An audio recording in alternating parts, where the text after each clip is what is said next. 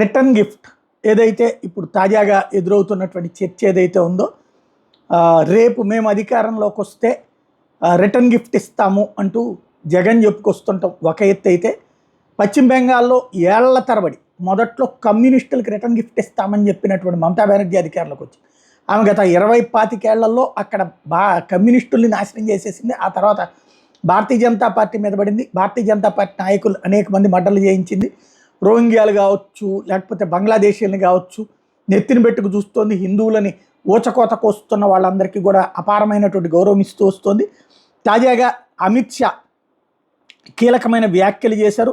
బెంగాల్లో Bharatiya Janata party next ఎలక్షన్స్కి అధికారంలోకి వస్తే బీజేపీ వర్కర్లను మర్డర్ చేసిన తృణమూల్ కాంగ్రెస్ గూండాలు 7 అడుగుల లోతును భూమిలో పాతి పెడతాం, అలాగే అలాంటి లోతైన చోట్ల దాక్కున్న వాళ్ళను కూడా వెలికి తీసి పట్టుకుంటాం అంటూ తాజాగా మమతా బెనర్జీకి వార్నింగ్ ఇవ్వడం అన్నటువంటిది అక్కడికే వెళ్ళి ఇచ్చినటువంటి వార్నింగ్.